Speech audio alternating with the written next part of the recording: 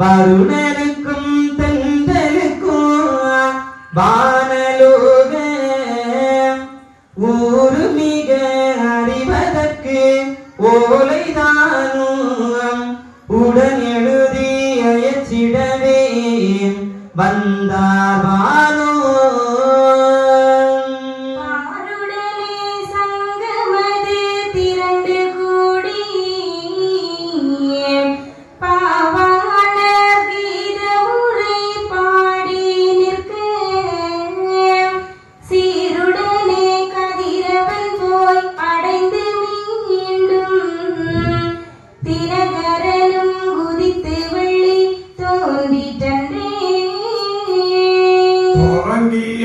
பொழுதே வானொரீசர் மாது துதி முகனோ நான் முகனோ தொல்வி மாதோம் கோண்டரிசி தேவரிசி வேதமான குணையிருள் சே கிணையிருள் சே குலமமாது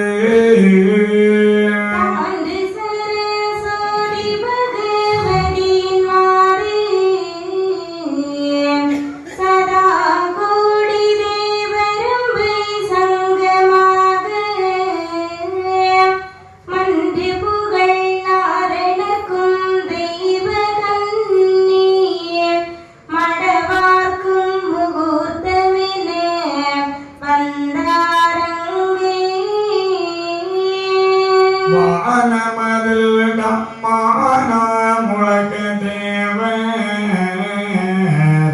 மலமாரி சலமாரியம் வானோதூமியம் நான் முகனோ வேத முறையம் முகத்தங்கூர நாரிமார் குலவையிட நமனம் மாற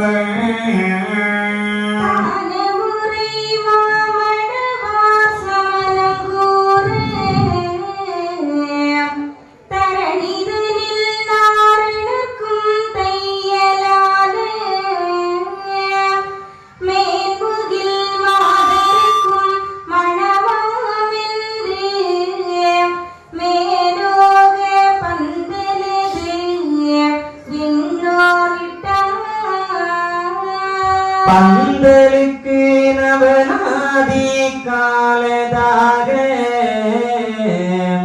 பக்கம் 15 படை பரப்பதாக சந்தமுடன் மேல் கட்டி மறையதாக சாரு மேல் மீந்ததுவே சமயமாக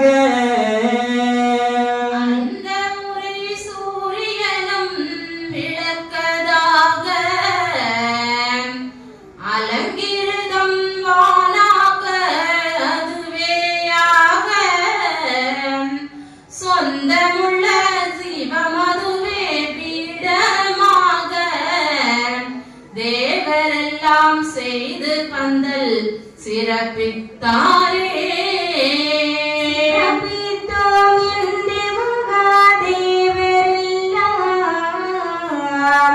திருமாலின் அடிபணிந்து சொல்வார போ பிறப்பித்த பெம்மானே எவர்க்கும் ஐந்து பேணி அமுது அளித்து உயிர் அனைத்தும் காக்கும் உறப்பித்த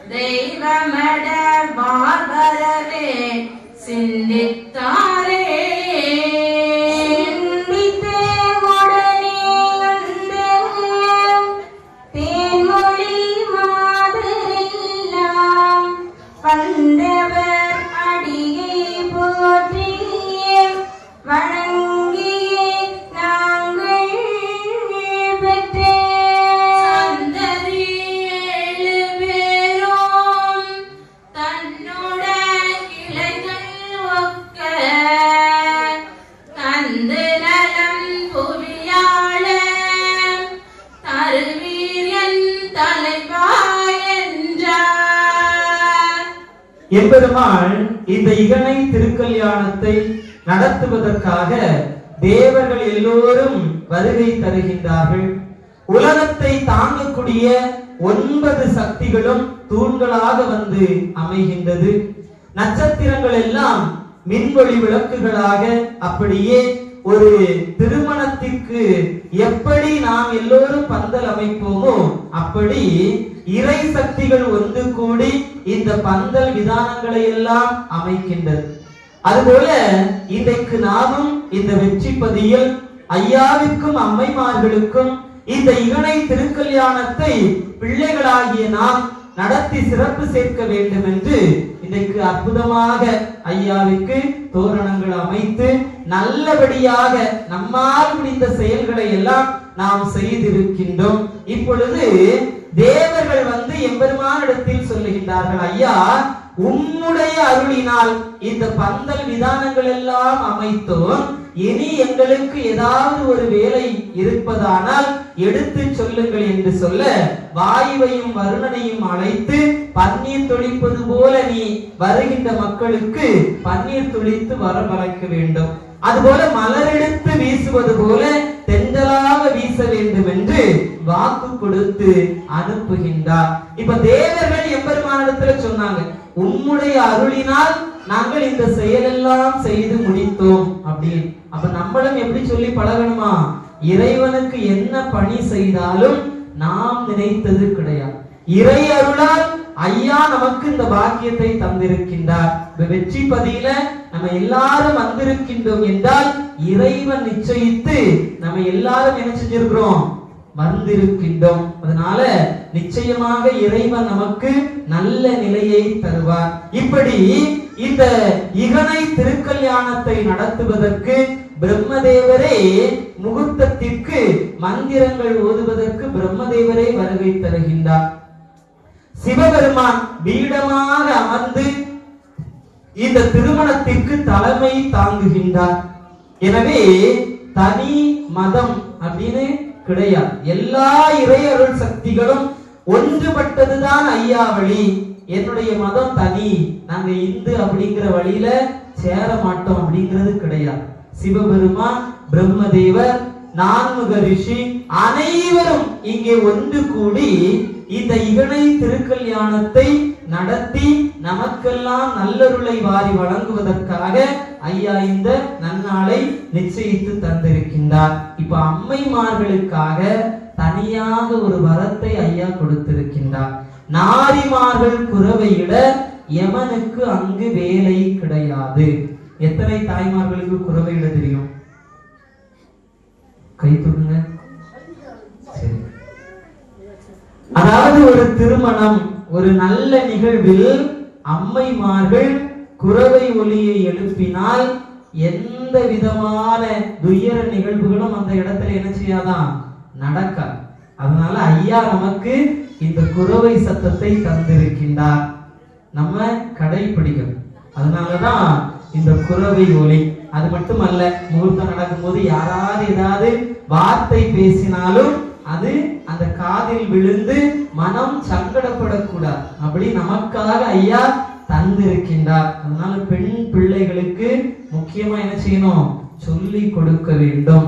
ஐயா திருவிழா அப்படின்னா குரவை ஒலி, மத்தளம், அனைத்து ஒலிகளும் சந்தோஷமாக கலந்து அந்த நிகழ்ச்சியை என் மக்கள் ஒற்றுமையாக நடத்துகின்ற பொழுது பொறாமை, வஞ்சகம் அதெல்லாம் வெளியில போயிடும். நம்ம மகிழ்ச்சி என்ற நிலையை எட்டுகின்ற பொழுது சந்தோஷம் மட்டும்தான் அந்த மனதில் நிறைந்திருக்கும். அதனால நாரிமார்கள் குரவையிட யமனுக்கு அங்கு வேலை இல்லை என்று அந்த நிலையிலே எம்பெருமான் அத்தனை சிறப்புகளையும் இந்த இகனை திருக்கல்யாணத்தில் நமக்கு தந்து சிந்திக்கின்றார். 7 அம்மைமார்களும் வருகின்றார்கள். வந்தவுடனாக ஐயா இடத்தில் என்ன கேட்கின்றார்களோ அதை நம்ம என்ன செய்யணுமா? புரிந்து கொண்டு நாமும் ஐயா கிட்ட இதெல்லாம் கேட்கணும். எனவே என்ன சொல்லுகின்றார் என்றால், தருவீரன சொன்ன குல மாதே நீங்கள் தலைவரெங்கள் மக்களையும் தருகவுங்கள் மறுவினிய கருவதிலே உதிக்கைந்த மனுவழியை என் முன்னே வருக செய்தால் அருமினிய சொத்தாசி பொன்னும் காசு தாரதுவும் கொடுப்பதுவும் சபையிலே பேசி பெருங்கள் தன்னை மனம் செய்து நீங்கள் பெற்ற பிள்ளை தந்து புவி ஆள வைப்பேன் புவியாள வைப்பேனிலே உரை தீருங்கள் பொன்மானே கண்மணியே புரந்தவாரே கவிஞர்கள் போற்றும் வத கண்டேனே காயாம்பு மேனியரே கடவுளாரே இலோக கலியதிலே பிறந்ததாலே இது நாள் வரை என்ன மீந்த பேர்கள் செவியாலும் பதமடைந்தால் அவர்கள் ஏது செய்வார்கள் எங்களொரு சேர்க்கைதானே சேர்க்கை உண்டோ என மொழிந்த மானே பெண்ணே தேன்மொழியே உங்களுக்கு தெரியா வண்ணம் வார்த்தையது சொல்லாதே நமது வாழ்வும் மக்களுட வாழ்வதுவும் ஒன்று போலே மாக்கமுடன் வைத்தரசு ஆளனானோம் மனதிலே நினைத்திருக்கும் வளமையாலே கோர்க்கையது அவர் கொடுக்கல் வாங்கல் தன்னை கோர மிக கேட்டு மனம் கூடுவேனே மனம் கூடுவேன் எனவே உரைக்க மாயன் மறுவழியில் உதித்த குல சான்றோரெல்லாம் அழகின வழி போலே அவர்கள் வந்து ஆயனடி போற்றி மிக அன்பாய் நிற்க உணங்குறிகள் கண்டு கரியோன் மெச்சி கொடுப்பதென்ன இவர்களை நான் மனங்கள் செய்தால் பணங்கள் மிக பொன் காசு நிரம்ப நிரம்ப பார்வையற்கு சீதனங்கள் பகருவீரே பகருவீர் என மொழிந்த ஐயா நீரும் பரிசம் என்ன எங்களுக்கு பண்பாயிவீர் புகருமென சொல்லிடவே சான்றோரெல்லாம் உடைய குல சொக்கருமே உரைப்பார் பின்னும் தகருமோ நான் தருகும் தங்க காசு சதா கோடி எண்ணவது தானோ இல்லை நிகருவீர் நீங்கள் தரும் சொத்தை எல்லாம் நினக்கரிய சொல்லிடுங்கோ நிசமாய் என்றார் ஆண்டவரே இப்பரிசம்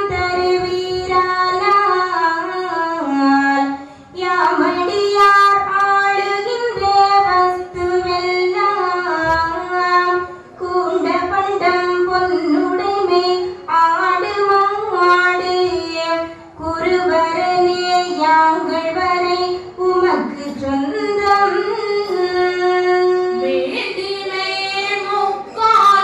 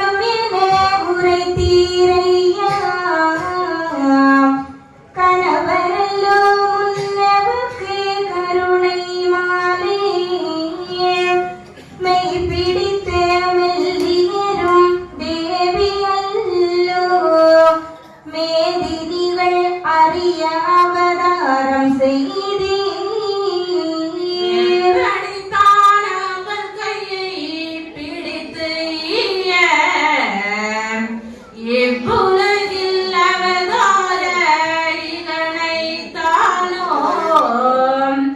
எப்படியோ அறியோம் கான் என்று சொல்லி ஏந்திழை மார்க்கை பிடித்து இயலுற்றார். எம்பெருமான் அழைத்தவுடனே 7 அம்மைமார்களும் வருகை தருகின்றார்கள். வந்தவுடனே எங்களுக்கு இந்த அழிவில்லாத வாழ்க்கையை தருவது போல நாங்கள் இந்த சான்றோர் குலத்திலே பிறந்து எங்களுக்கெல்லாம் பெற்றோர்களாக எங்களை வளர்த்த இந்த சான்றோர் மக்கள் நம்முடைய பிள்ளைகளுக்கும் இந்த அழிவில்லாத வாழ்க்கையை தாங்கள் கொடுக்க வேண்டும் என்று அம்மைமார்கள் கேட்கின்றார்கள். உலகத்து நிலையில எப்படி தாய் தந்தையின் சொத்து நிச்சயமா பிள்ளைகளுக்கு தான், அப்படிதானே? ஆனால் ஐயா இங்கு இந்த பவுசினை எப்படி தருகின்றார் என்றால் அந்த அம்மைமார்களை பார்த்து சொல்லுகின்றார். அதாவது உங்களை எப்படி நான் என் பக்கத்திலே அழைத்து கொள்ளுகின்றீரோ அதுபோல பிள்ளைகளுடைய குணம் இந்த எண்ணம் எப்படி இருக்கின்றதோ அதை பார்த்துதான் நான் என்ன செய்வேனா இந்த அழிவில்லாத வாழ்க்கையை நிச்சயமாக கொடுப்பேன். இப்போ நமக்கு பசிக்குது, இன்னொருத்தங்களை சாப்பிட சொல்லிட்டா பசி நமக்கு தீருமா? தீரா, அப்படிதானே? அப்போ எண்ணம் எப்படி இருக்கின்றது அததான் ஐயா என்ன செய்றாங்க பார்க்கின்றார். அப்போ ஒவ்வொருவரினுடைய இந்த உள்ளம் எப்படி இருக்கின்றது என்பதை இறைவன் கண்டுகொள்வதற்காக அம்மைமார்களிடத்துல சொல்றாங்க, உங்களை இந்த கலி உலகத்தில் பெற்றோர்களாக இருக்கக்கூடிய சான்றோர்களை என் பக்கத்தில் அழைத்து வாருங்கள், அவர்களிடத்தில் பரிசம் என்ற ஒன்றை நான் என்ன செய்யணும் பேச வேண்டும். இப்போ அது எப்படி மாறி இருக்குது? வரதட்சணை, அப்படிதானே? கொடுக்கல் வாங்கல் இல்லைன்னா கல்யாணத்துல சுவாரஸ்யம் கிடையாது. நம்ம எப்படி போவோம்? எவ்வளவு பேசியிருக்காங்க, நகை எவ்வளவு போட்டிருக்குது எல்லாம் பார்த்துட்டு வந்து யார்ட்டையாவது சொல்லணும், இல்லைன்னா நமக்கு அந்த நாள் வந்து சுவாரஸ்யமா இருக்கா. எனவே ஐயா சொன்னவுடன் இந்த சான்றோர் மக்கள் எல்லாரும் வராங்க. ஆனால் அந்த காலத்தில் என்ன முறை அப்படின்னா பெண் வீட்டார் முதல்ல பரிசம் கொடுக்க கூடாது, மாப்பிள்ளை வீட்டார் தான் என்ன செய்யுமா பெண்ணை திருமணம் செய்து கொள்வதற்கு எவ்வளவு பரிசம் போடுகின்றார்களோ அதற்கு தகுந்தார் போல பெண் வீட்டுல என்ன செய்வாங்க பரிசம் போடுவாங்க. இப்பவும் அது நடக்குது, அப்படிதானே? தாலி நாங்க இவ்வளவு போடுறோம், அதனால பொண்ணுக்கு தாலி என்ன செய்யணும் குறையவே கூடாது அப்படின்னு நம்ம சொல்லுவோம். எனவே ஐயா சொன்னவுடன் மக்கள்லாம் நினைச்சாங்க ஐயா நம்ம கிட்ட வரதட்சணை கேட்கிறார் போல. உடனே ஐயா கிட்ட என்ன கேட்கிறாங்க, நீங்கள் இந்த தாய்மார்களை திருமணம் செய்து கொள்ள வேண்டும் என்றால் என்ன பரிசம் தருவீர்கள்? அப்பதான் ஐயா சொல்லுகின்றார், தகருமோ நான் தருகும் தங்க காசு, சதா கோடி எண்ணமது தானோ இல்லை, நிகழ்வீர் நீங்கள் தரும் சொத்தை எல்லாம் நினைக்கரிய சொல்லிடுங்கோ நிசமா என்றார். ஐயா என்ன சொத்து தரா? அழிவில்லாத வாழ்க்கை, தங்கத்தை போல என்றும் ஒளி மங்காத வாழ்க்கையை பிள்ளைகளாகிய நமக்கு தருகின்றேன் என்று சொல்லி ஒரே வார்த்தையில முடிச்சிட்டார். அழிவில்லாத வாழ்க்கையை தருகின்றேன் என்று சொல்லிவிட்டு சான்றோர்களை பார்த்து கேட்கிறார், இனி நீங்க சொல்லுங்க, எனக்கு என்ன பரிசமாக தருவீர்கள்? ஏதாவது கொடுத்தா ஈடாகுமா? அழிவில்லாத வாழ்க்கையை கடவுள் தாரார். நம்ம சொத்து பொருள் ஏதாவது கொடுத்து ஈடுகட்ட முடியுமா? முடியாது. அப்போ இந்த சான்றவர்கள் சொல்லுகின்றார்கள், ஆண்டவரே இப்பரிசம் தருவீரானால் யாம் அடியார் ஆளுகின்ற வஸ்து எல்லாம், எங்களுக்கு இருக்கக்கூடிய இடம் எல்லாம், கூண்ட பண்டம் பொன்னுடைமை ஆடு மாடு என்னெல்லாம் எங்கள்கிட்ட இருக்குதோ அத்தனையும் குருபரனே யாங்கள் வரை உமக்கு சொந்தம். இதுக்கு மேல எங்களுக்கு தருவதற்கு எதுவுமே கிடையாது, நாங்கள் வரை உமக்கு சொந்தம். எனவே மீண்டடிமை முக்காலும் உமக்கு நாங்கள் விலை அடிமை ஆனோம் கான் விரையமாலே. அடிமைகளாக, விலை அடிமையா நாங்க என்ன செஞ்சிருக்கோம்? சரணாகதி அடைந்து விடுகின்றோம். பாண்டவரை எப்படி காத்து ரட்சித்து அவர்களுக்கெல்லாம் அருள் புரிந்தீரோ, அதுபோல பாவையரும் மக்களும் நாங்க எல்லாரும் உம்முடைய பக்கம் விலை அடிமையாக ஆகிவிட்டோம் என்று சரணாகதி அடைந்தார்கள். நம்ம எத்தனை பேர் சரணாகதி அடைவதற்கு தயாரா இருக்கிறோம்? எல்லாம் நீர் தந்தது, நாங்களே உமக்கு என்ன செஞ்சிருவோம்? அடிமையாக இருந்து போகின்றோம். ஐயா என்ன சொல்றாங்க? உலகத்து மனிதர்களுக்கு அடிமையாக இருந்தால் ஏதாவது கிடைக்குமா? முடியக்கூடிய நேரத்துல வேலை முடிஞ்சது வெளியே போ அப்படின்னு சொன்னா வெளியில வர வேண்டியதான். எந்த வார்த்தையும் நம்ம பேச முடியாது. அதுபோல இந்த உடல், உயிர் நினைக்குமா? இந்த உடல் நமக்கு தேவையில்லை என்று முடிவெடுத்துச்சு அப்படின்னா உயிர் உடனே பிரிஞ்சுட்டு போயிடும். இத்தனை வருஷம் எனக்கு தேனும் பாலும் தந்து இந்த உடலை வளர்த்து எல்லாம் நீ செய்தியே என்று உயிர் என்ன செய்யாதான்? நினைக்காது. அதனால விலை அடிமையாக ஆனோம் விரையமாலை என்று மக்கள் எல்லாரும் இறைவன்ட்ட சரணாகதி அடைந்தார்கள். நம்மளும் இன்னைக்கு எதுக்குதான் வந்திருக்கிறோம்? சரணாகதி அடைவதற்கு. இந்த வாழ்க்கை ஐயா தந்தது. நம்ம எது நினைத்தாலும் சரி, நாளைக்கு நம்ம கண் விழிச்சு இத்தனை வருஷம் உயிரோட இருப்போம் சொல்ல முடியுமா? நம்மளால முடியாது. கண் விழித்தால் மட்டும்தான் அந்த வாழ்வு இறைவன் நமக்கு தருவது. எனவே இந்த நிலையை எல்லா மக்களும் புரிந்து கொண்டார்கள். அதனால நம்மளும் என்ன செய்யணும்? புரிந்து கொள்ள வேண்டும். எனவே இறைவனிடத்தில் சரணாகதி அடைய வேண்டும். இப்பொழுது ஐயா சொல்லுகின்றார், அம்மைமார்களை எப்படி திருமணம் செய்து கொள்வேனோ அது மாதிரி உங்களையும் திருமணம் செய்து கொள்வேன். உடனே நமக்கு சந்தேகம் எப்படி வரும்? உலகத்துல ஒரு ஆண் ஒரு பெண்ணை திருமணம் செய்து கொள்கின்றார், எனவே இந்த நிலைதானோ அப்படின்னு நினைக்க கூடாது. உடல் ஆண் பெண் என்று வேறுபட்டாலும் இந்த ஆன்மாவிற்கு என்ன பெயரா? பெண் என்ற நிலைதான். இந்த ஆன்மா இந்த உடலை விட்டு வெளிவந்த பிறகு பெண் என்ற நிலையில் தான் இயங்கிக் கொண்டிருக்கும். இந்த ஆன்மாவிற்கெல்லாம் பரம புருஷனாக நான் என்று சொல்லக்கூடிய அதிகாரம் யாருக்கு இருக்குது? இறைவனுக்கு மட்டும்தான் இருக்கின்றது. எனவே ஐயா பரம புருஷனாக இருந்து இந்த ஆன்மாவை தன்னோடு ஐக்கியப்படுத்தக்கூடிய அற்புதமான திருக்கல்யாணம் தான் இகனை திருக்கல்யாணம். எனவே ஒளி நிலையில் 7 அம்மைமார்கள் நினைச்சாங்க, ஐயா தன்னோடு ஐக்கியப்படுத்துகின்றார். அதற்கு பிள்ளைகள்கிட்ட என்ன சொன்னாங்க? கை பிடித்து தாருங்கள் அப்படின்னு சொன்னாங்க. இதுதான் உலக வாழ்க்கை, அதனால கை பிடித்து தாருங்கள். அதுபோல தங்கத்தால் தாலி அணியக்கூடிய அந்த பாக்கியத்தை ஐயா தான் என்ன செஞ்சாங்க? நமக்கு மீட்டெடுத்து தந்தார்கள். அன்னைக்கு பனை ஓலையெல்லாம் என்ன செஞ்சாங்களாம்? தாலி செய்து போட்டார்கள். ஏன்னா தங்கத்துக்கு வரி கொடுக்க வேண்டும், தோழ்ச்சிலை அணிய வேண்டுமானாலும் வரி கட்ட வேண்டும். அதனால இன்றைக்கு இந்த நிலை ஐயா என்ன செஞ்சிருக்கிறாங்க? மாற்றி தந்திருக்கின்றார்.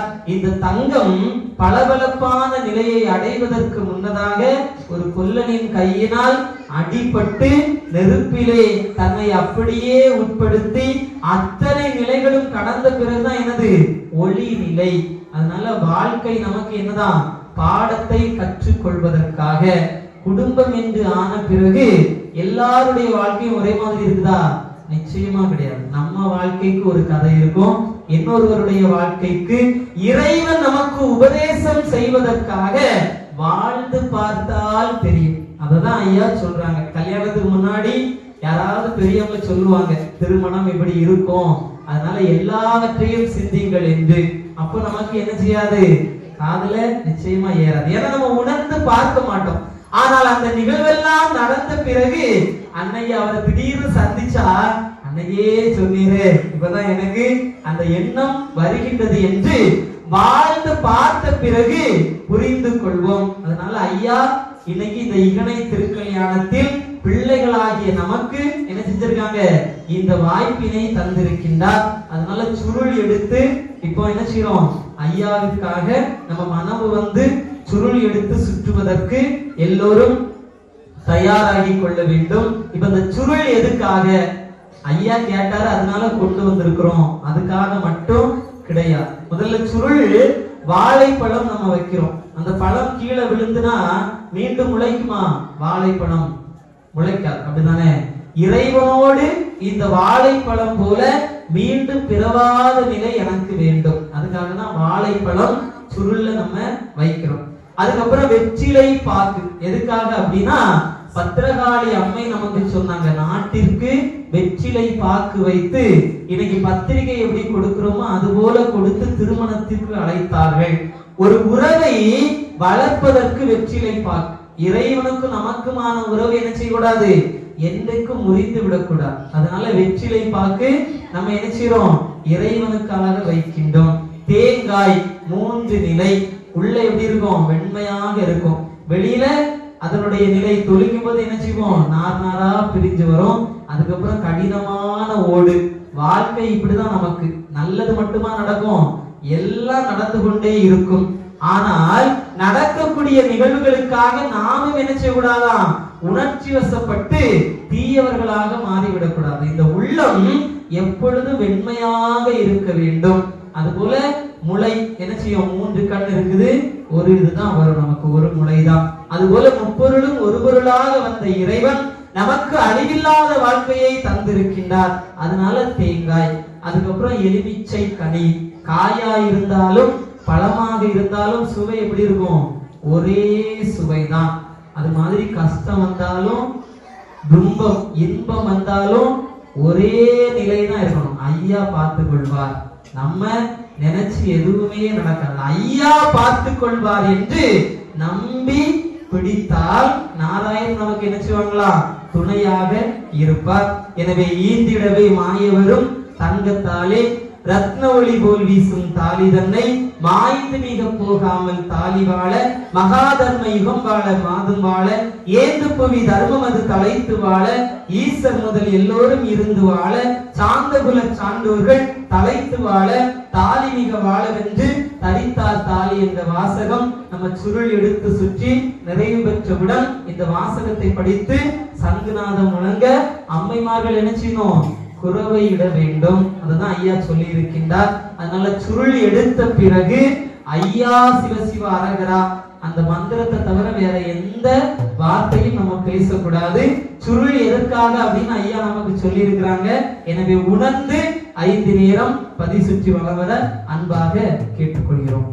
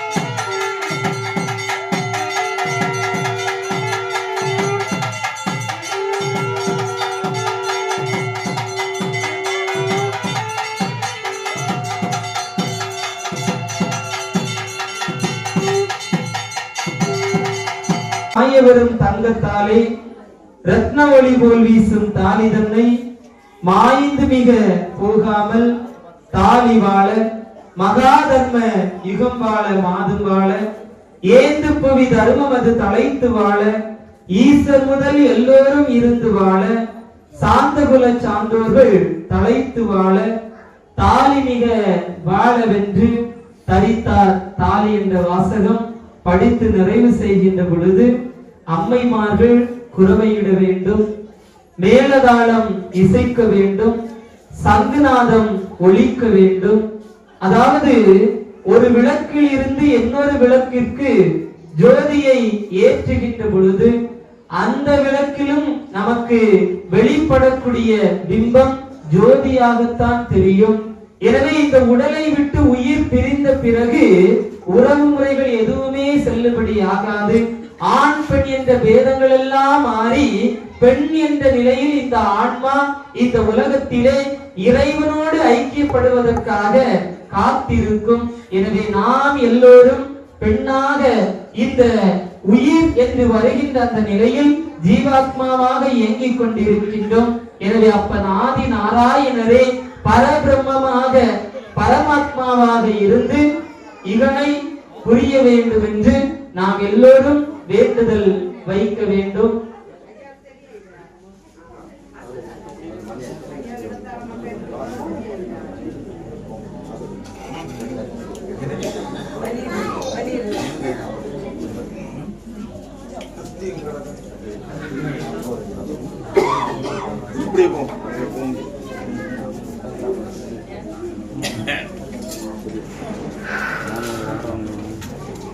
அதாவது அர்ஜுனன் கண்ணனிடத்திலே பாரத போர் வெற்றி அடைந்த பிறகு கண்ணனை அழைத்து கேட்கின்றான், கண்ணா, என்னோடு இருந்து இந்த கௌரவர்களை எல்லாம் தோற்கடித்து வெற்றியை வாங்கி தந்தாய். ஆனால் எனக்கு விருப்பமான மகன் அபிமன்யு மட்டும் எதற்காக என்னிடத்தில் இருந்து பிரித்து சென்று விட்டாய்? நீ நினைத்தால் என்னுடைய மகனை நிச்சயமாக காப்பாற்றி இருக்கலாம் அல்லவா என்று கேட்கின்ற பொழுது கண்ணன் சொல்லுகின்றார், அர்ஜுனா, இத்தனை நாளும் என்னோடு இருந்து நீயுமா என்னை புரிந்து கொள்ளவில்லை என்று அப்படியே அர்ஜுனனுடைய கையை பிடித்து அழைத்து செல்லுகின்றார் இறைவன் இருக்கக்கூடிய அற்புதமான வைகுண்டத்திற்கு. அங்கே அபிமன்யு ஒரு ஊஞ்சலிலே ஆடிக்கொண்டு இருக்கின்றான். அர்ஜுனன் பார்க்கின்றான், நம் மகன் அல்லவா இருப்பது என்று ஓடி சென்று அந்த அபிமன்யுவை ஆற தழுவுகின்ற பொழுது அபிமன்யுக்கு வந்திருப்பது யார் என்றே தெரியவில்லை. கண்ணனை பார்க்கின்ற பொழுது தந்தையே என்று ஓடி சென்று கண்ணனை கட்டி பிடித்துக் கொண்டான். அப்பொழுதுதான் அர்ஜுனனுக்கு தெரிகின்றது, உலகத்தில் இருக்கின்ற வரைக்கும் தான் தந்தை மகன் என்ற பாசம். ஆனால் மகன் இந்த உலகத்தை விட்டு பிரிந்து செல்கின்ற பொழுது நமக்கெல்லாம் தந்தையாக இருப்பது அப்பன் ஆதி நாராயண பரம்பொருள் என்பதை இந்த அர்ஜுனன் புரிந்து கொண்டான். எனவே நாமும் நிச்சயமாக புரிந்து கொள்ள வேண்டும். நமக்கெல்லாம் தாயும் தந்தையுமாக இருப்பது ஏக பிரம்மமாக எங்கும் நீக்கமர நிறைந்திருக்கக்கூடிய அப்பன் ஆதி நாராயண பரம்பொருள் என்பதை மனதிலே எடுத்துக்கொண்டு இந்த இகனை திருக்கல்யாணம் எதற்காக எம்பெருமாள் நடத்துகின்றார் என்பதை புரிந்து கொண்டு அன்பு மக்கள் எல்லோருமாக இந்த வாசகத்தை படித்து நிறைவு செய்கின்ற பொழுது மனமாற நாமும் இப்படி ஒளி நிலையில் மீண்டும் பிறவாத வாழ்க்கையை நமக்கு எல்லோருக்கும் இறைவன் அருள வேண்டும் என்று மனமாற கேட்க வேண்டும் என்று அன்போடு கேட்டுக்கொண்டு,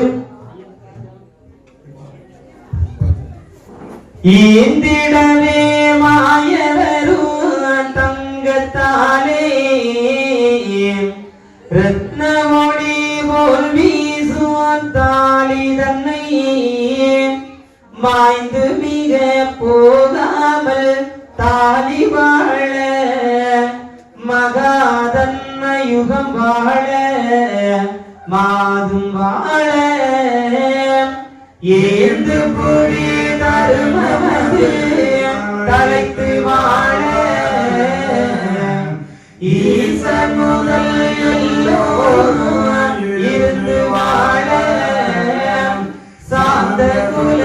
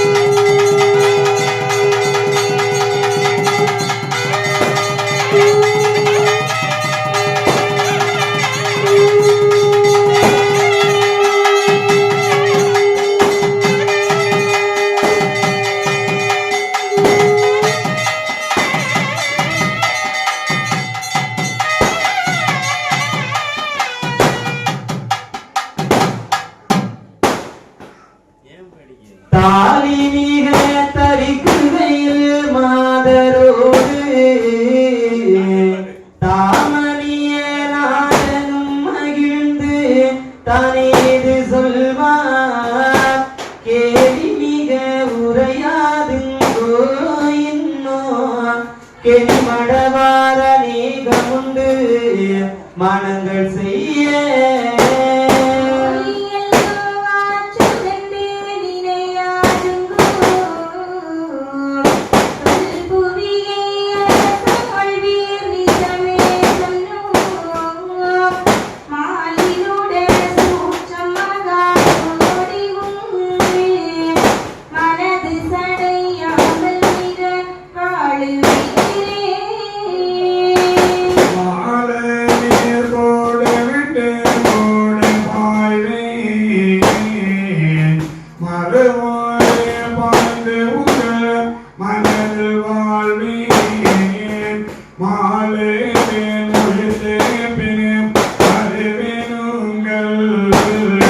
மனதறிந்து என இழந்து மாளாதேங்கோ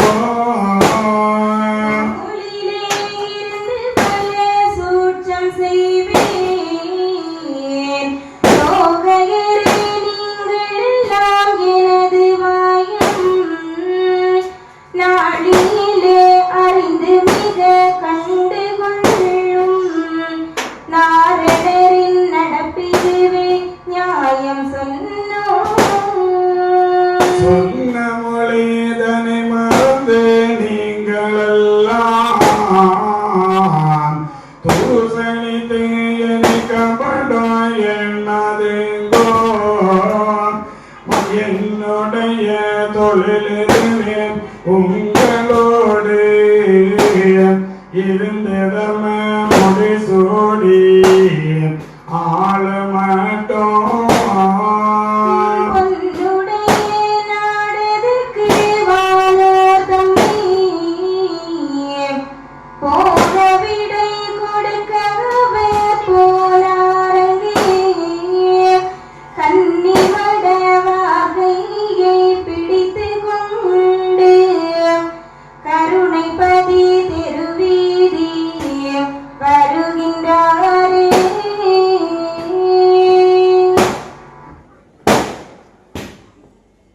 அதாவது பெருமாள் இந்த இகனை திருக்கல்யாணத்தை எப்படி நடத்தி நிறைவு செய்தாரோ அதுபோல இன்னும் இந்த கலியுகம் அழிந்து தர்மயுகத்தை தோற்றுவிக்கக்கூடிய காலம் வரைக்கும் அநேக திருமணத்தை நான் நடத்தி சிறப்பு சேர்ப்பதற்காக இந்த உலகத்திலே அருளாட்சி செய்து கொண்டிருக்கின்றேன் என்று பெருமாள் சொல்லுகின்றார். இதுதான் இவருக்கு வேலையோ என்று நாம் உலகத்து திருமணத்தை போல நினைத்து கேலியாக பேசக்கூடாது என்று ஐயா இங்கே சொல்லி வாழுவீர் கூடுவிட்டு கூடுபாய்வே மறுவூறு பாய்ந்து உங்கள் மனதிலே வாழ்வேன் என்று ஐயா நமக்கெல்லாம் இறைவன் எங்கும் நீக்கமர நிறைந்து இருக்கின்றார் என்ற அந்த தத்துவத்தை நமக்கு உணர்த்துகின்றார். அதாவது ஐயா நமக்கு சொல்லக்கூடிய வாசகம் என்னவென்றால் அவரவர் மனதில் ஆனபடி இருந்து எவரவரையும் பார்த்து இருப்பேன் நான் உன்னிடத்தில். அதாவது பள்ளியறையில் நமக்கு கண்ணாடி தத்துவம் ஐயா தந்திருப்பது அந்த கண்ணாடியில் நாம் பார்க்கின்ற பொழுது நம்முடைய பிம்பம் அதிலே வெளிப்படும்.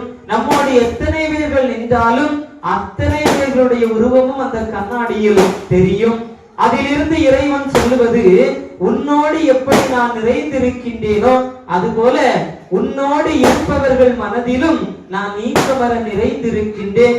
எனவே உன்னுடைய உள்ளத்தில் என்னை நினைத்து உனக்காக எப்படி நீ வேண்டுகின்றாயோ அதுபோல எல்லா மக்களுக்காகவும் தர்மயுகம் என்பது அனைவருக்கும் ஒன்று போல வாழ்வை கொடுப்பதற்காக.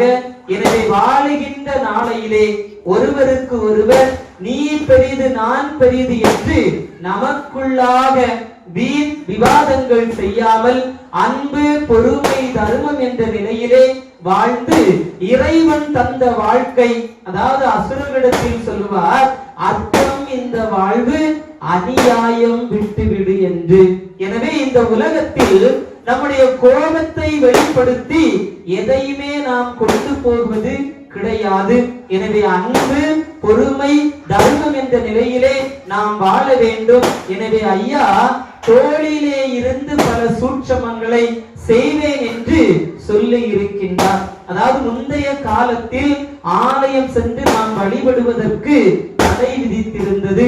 இறைவனுக்கு தொட்டு பணிவிடை செய்வதற்கு நீச குலத்தவர்கள் தடை விதித்து இருந்தார்கள்.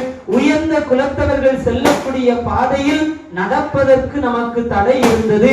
ஆனால் இன்றைக்கு தொட்டு நாமம் சாற்றி இறைவனுக்கு தொட்டு பணிவிடை செய்து ஐயாவை நம்முடைய தோளிலே வாகனத்தின் மூலமாக சுமந்து செல்வதற்கு ஐயா இன்றைக்கு நமக்கு வாய்ப்பினை தந்திருக்கின்றார். எனவே இறைவன் நமக்குள்ளாக இந்த ஆன்மாவிற்காக நமக்கு மேலான நிலையை அருள்வதற்காக இந்த இகனை திருக்கல்யாணத்தை தந்திருக்கின்றார். எனவே உடலுக்கு உணவு எவ்வளவு முக்கியமோ அதுபோல இந்த உயிருக்கும் ஒரு உணவு முக்கியம். அந்த உணவு ஆன்மீகத்தை கேட்பதால் மட்டும்தான் இந்த ஆன்மாவிற்கான உணவு நமக்கு கிடைக்கின்றது. எனவே இந்த திரியேடு வாசிப்பு என்பது அனைத்து ஆன்மாவிற்கும் பலன் கொடுக்கக்கூடிய அற்புதமான உணவாக ஞான சோரை எம்பெருமான் நமக்கு தருகின்றார். எனவே அம்மைமார்கள் ஐயாவோடு இணைந்து தெருவீதி வலம் வரக்கூடிய வாசகம் நமக்கு இங்கே எம்பெருமான் தருகின்றார். மனமு வந்து கேட்போம். தெருவீதி நாம் வருவோம் எந்தன் தேவிமாரே கன்னி நாயகமே மறுவினிய கன்னியரே பதி காலங்கள் சுற்றி நாம் வருவோம்.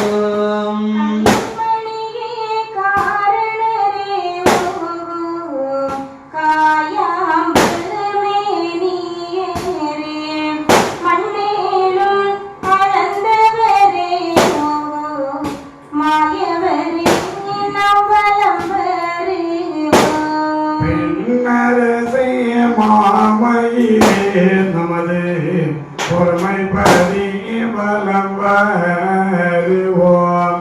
தன்னமுள்ள தேவி மாலே நமது தர்மபதி வலம் வருவோம். ஆண்டவனி நாயகமே உலகு ஆண்டருளும் என் கண்மணியே காண்டம் நிறைவேற்ற வந்த எங்கள் கணவனாரே வலம் வருவோம். பொறுமைப்பதி வலம் வருவோம். கலி பொடியமோ போட்டிடுவோம். தர்மம் அது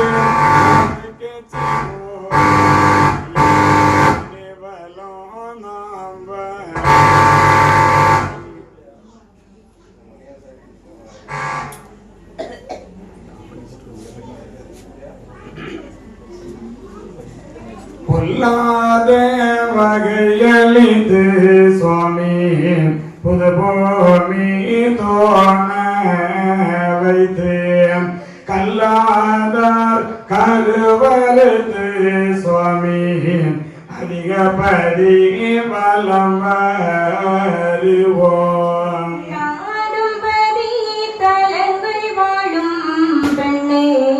நம்முடைய இனங்கள் வாழும் கேடுகளில் கோடரவே பெண்ணே கிளர்ந்த பதி வலம் வருவோம்.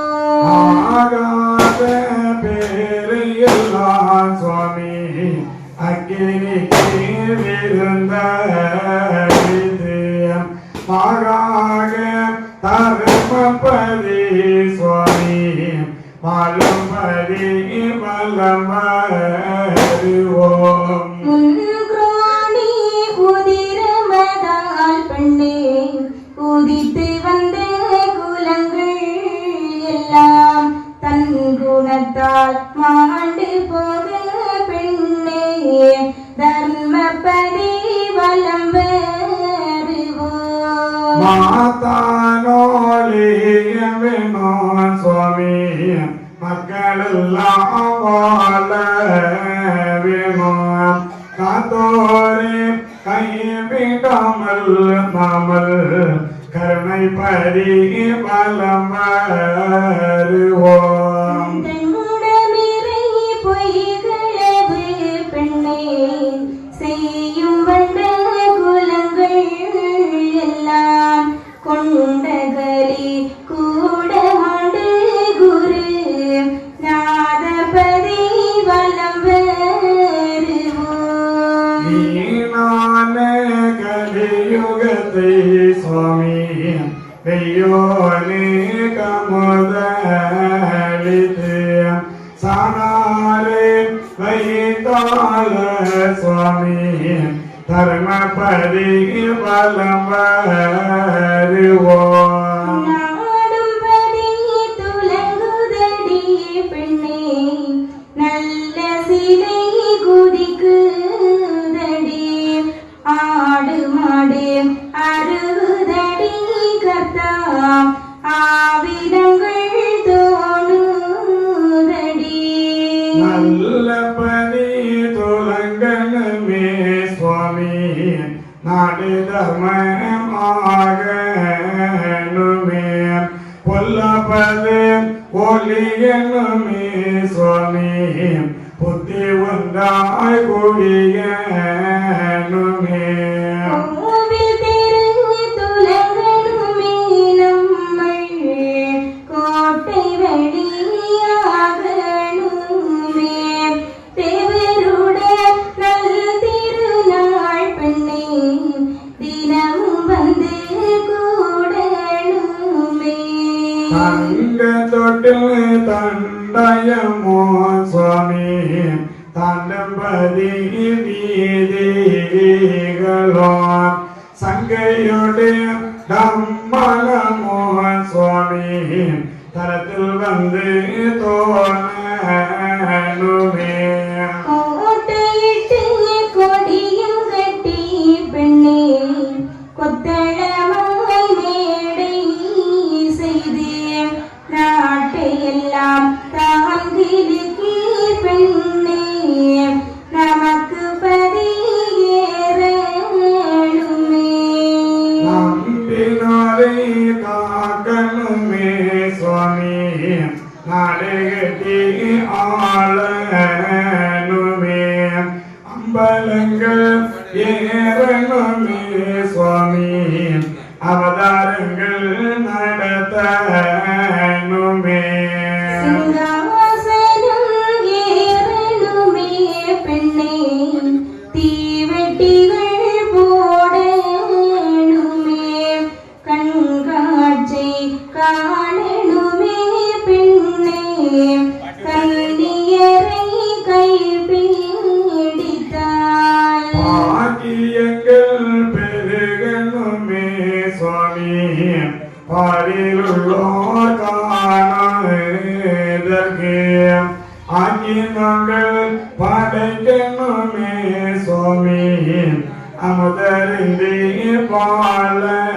பாலனுமே மக்கள் பெற்று வாழணுமே பெண்ணே வந்து எந்த கால் பீடித்து ஒக்க நின்றோர் ஆட்டணுமே பெண்ணே உற்ற பள்ளி மெத்தை சூழ பார்ப்பவேசு பெருகணுமே சுவாமி பஞ்சனையில் கொஞ்சனுமே தோலாருமே அறியமலே கலி தொல்பொழியோ மயங்கனுமே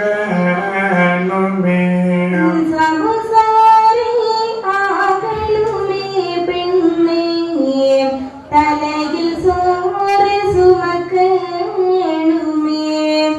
ஒவ்வொரு ஆகணுமே பெண்ணே உங்களை நான் அடிக்கணுமே அயலூரு போகணுமே சுவாமி அழைக்க நீரோ வரவேணுமே கயல்வெளி மார் ஒருவர் கோரு சுவாமி கத்துதல்கள் கொள்ளனுமே நானும் வந்து நிறத்தனுமே பெண்ணே நல்ல மொழி சொல்லணுமே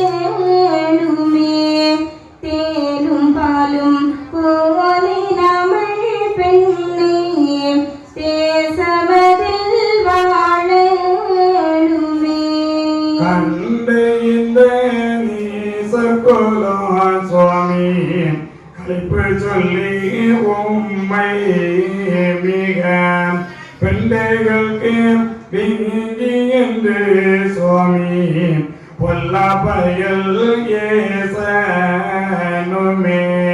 காரணத்தை அறியாமலே பெண்ணே கலிப்பயல்கள் தாம் நகைத்தால் மாரணத்தின் தீவை தன்னில் பெண்ணே மடுநரகம் பூத்திடுவேன்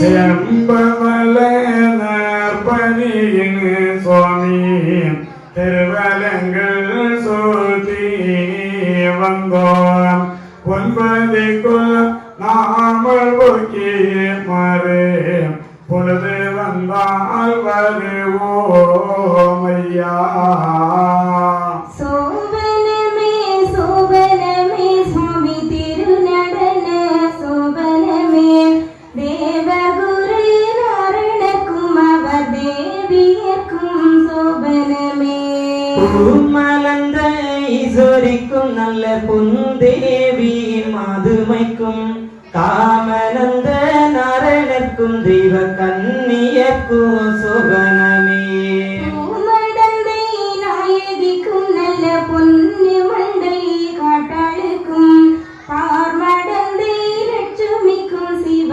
பகவதிக்கும் சோபனமே தெய்வகன்னி நாயகிக்கும் நல்ல சிறந்த வள்ளி மடந்தையர்க்கும் ஐவர்குல நாரணக்கும் கன்னி அறிவையர்க்கும் சோபனமே அதாவது 7 அம்மைமார்கள் இறைவனோடு ஒளி நிலையில் ஐக்கியமானது போல நாமும் நம்முடைய வாழ்க்கை இனி மீண்டும் இந்த உலகத்திலே மனித பிறவி எடுக்கக்கூடாது. அதைதான் ஐயா நம்மிடத்தில் எதிர்பார்க்கின்றார். இதற்கு நம்முடைய 7 தாய்மார்களும் துணையாக நின்று மேலான நிலையை நமக்கு தருவதற்காக தெருவீதி வலம் வருகின்றார். அதாவது சிவன் இல்லையே சக்தி இல்லை.